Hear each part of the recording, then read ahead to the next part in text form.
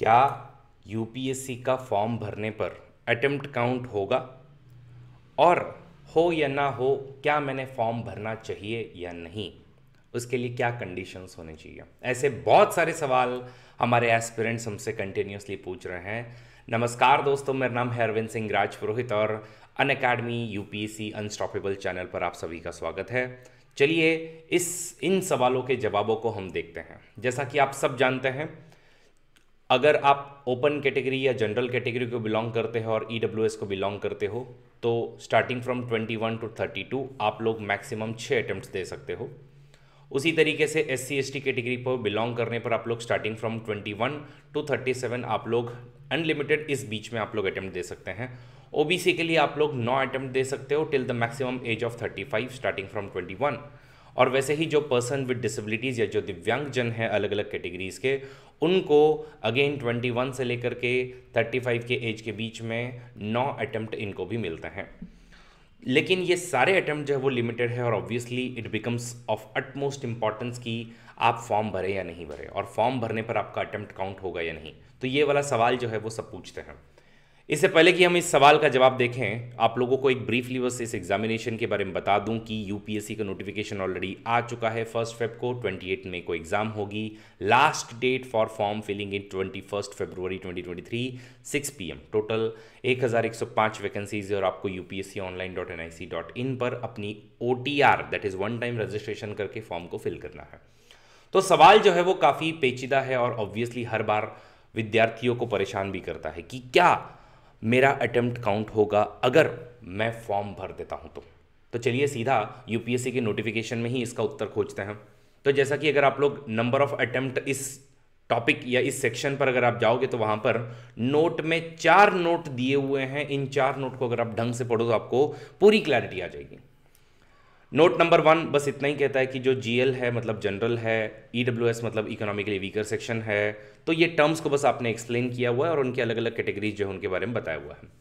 Then comes note number 2, और note number 2 जरा बहुत ढंग से पढ़िएगा। इसमें लिखा है कि an attempt at preliminary examination shall be deemed to be an attempt at civil services examination.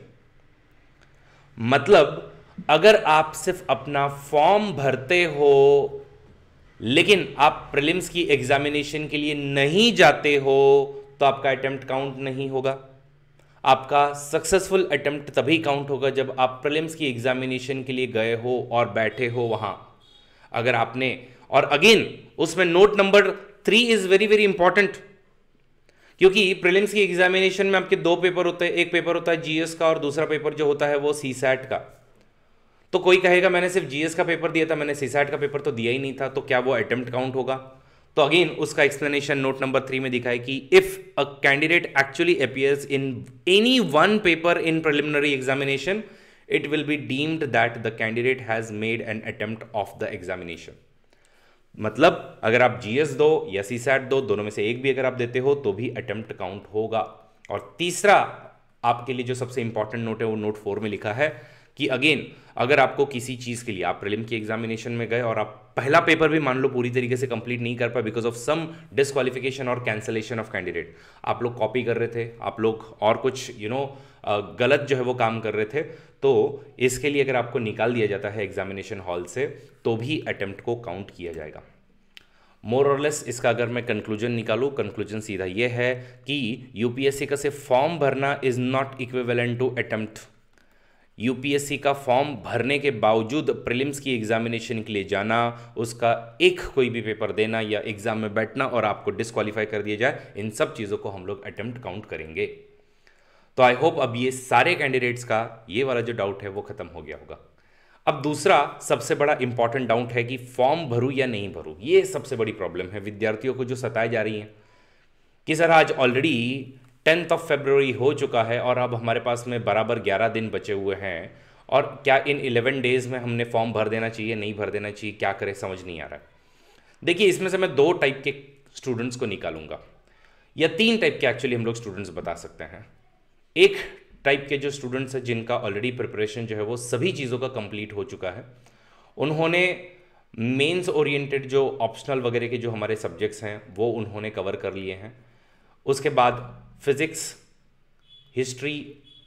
Polity, history, geography और इकोनॉमी जैसे 4 जो है वो मेजर सब्जेक्ट आपने कवर कर लिए हैं, तो आप लोगों ने तो डेफिनेटली फॉर्म भरना चाहिए, बिकॉज आप लोग एकदम रेडी हैं और अगले आने वाले 2 से 2.5 महीने या 3 महीनों में आप लोग पूरी तरीके से रेडी हो जाओगे और आप लोग जो है वो एग्ज़ाम दोगे, तो आपको तो फॉर्म भरना ही चाहिए। कुछ लोग ऐसे होंगे जिन लोगों का प्रिपरेशन अधूरा है, प्रिपरेशन पूरा नहीं हुआ है, अधूरा है, अभी भी आप लोग असमंजस में है कि हम क्या करें। तो अपने आप से सवाल ये पूछिएगा कि अगर आपने एटलीस्ट ऑप्शनल का हाफ सिलेबस कवर किया है, 50% सिलेबस कवर किया, देखिए प्रीलिम्स सिर्फ इसलिए मत दीजिएगा कि आप लोग एक्सपीरियंस लेना चाहते हैं, क्योंकि जितने ज़्यादा आपके अटेम्प्ट काउंट होंगे उतना थोड़ा सा आपके इंटरव्यू के लिए प्रॉब्लम होता है। आपके प्रीलिम्स में या मेंस में कहीं आपको प्रॉब्लम नहीं आएगा, प्रॉब्लम सिर्फ एक हल्का सा इंटरव्यू में इस तरीके से आता है कि इंटरव्यू में इंटरव्यूअर यूजुअली ऐसे कैंडिडेट्स को ज़्यादा प्रेफर करते हैं जो पहले अटेम्प्ट में या दूसरे अटेम्प्ट में आए हो, जो कम से कम अटेम्प्ट में इंटरव्यू के लिए आए हुए हो। इसलिए ट्राई करने के लिए ट्राई मत कीजिएगा। जब एक इंटरव्यूअर देखता है कि ये बंदा पहली या बंदी पहले या दूसरे ही अटेम्प्ट में इंटरव्यू में आया है, उसको थोड़ा स्मार्ट समझते हैं, तो इंटरव्यू में बस फर्क पड़ेगा, प्रीलिम्स मेंस में नहीं पड़ेगा। और एक दूसरा इनडायरेक्टली आप बोल सकते हो कॉन्फिडेंस पर असर पड़ता है, क्योंकि आप अपने आप को कहोगे यार मैंने 2 अटेम्प्ट दे दिए हैं, 3 अटेम्प्ट दे दिए, लेकिन कुछ हुआ नहीं है। अगर आप बिना फालतू का अटेम्प्ट नहीं देते तो अच्छी ही बात है, ठीक है। तो फॉर्म जो है वो आप लोग अब भरें या नहीं भरें, तो ऐसे लोग जिनका 50% एटलीस्ट ऑप्शनल हो गया है और at least polity, history, geography, economy पर कमांड है, क्योंकि ये सबसे इंपॉर्टेंट 4 जो वो सब्जेक्ट्स हैं, बाकी के सब्जेक्ट्स आप लोग चलिए कवर कर भी लोगे और ऑप्शनल बाकी 50% आपका आगे आने वाले 3 महीनों में आप लोग कवर कर भी लोगे। अगर आपका ऐसा प्रिपरेशन हो गया है तो आप लोग भी फॉर्म भर दीजिएगा, ठीक है। अटेम्प्ट देना है नहीं देना है वो हम लोग 27 मई को डिसाइड कर लेंगे कि क्या करना है उसके बारे में। अगेन अगर आप लोगों को इस बारे में कहीं पर भी कोई प्रॉब्लम्स आती है, आप लोग हमेशा मेरे साथ में कनेक्ट कर सकते हैं। मेरा टेलीग्राम चैनल जो है वो अरविंदा UN नाम से है, आप इस पर मेरा जो टेलीग्राम आईडी है उसमें आप कभी भी मुझे मैसेज कीजिए, I will always be there to help you, कि अगेन कि आप इस कैटेगरी में आ रहे हो, इस कैटेगरी में आ रहे हो, अगर आपको डिसाइड करना है इसके लिए।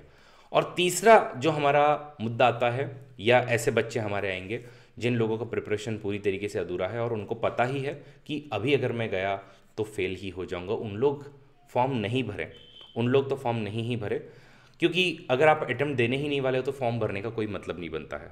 आप सिर्फ एक्सपीरियंस लेना चाहते हो 1 टाइम रजिस्ट्रेशन का वगैरह, तो आप लोग थोड़ा बहुत भर सकते हो, बट उसके अलावा मेरे हिसाब से आपने बिल्कुल फॉर्म नहीं भरना चाहिए। तो either 50% optional plus polity, history, geography, economy जैसे महान सब्जेक्ट एज वेल एज, या फिर आपने पूरा अपना सारा सिलेबस कवर कर लिया है, ऐसे लोग जो हैं वो फॉर्म डेफिनेटली भरिएगा। तो गाइज आई होप आपको इस वीडियो में समझ में आ गया होगा कि फॉर्म भरना है नहीं भरना है, और फॉर्म भरना अटेम्प्ट काउंट होगा या नहीं होगा, या प्रीलिम्स देने पर ही अटेम्प्ट काउंट होगा।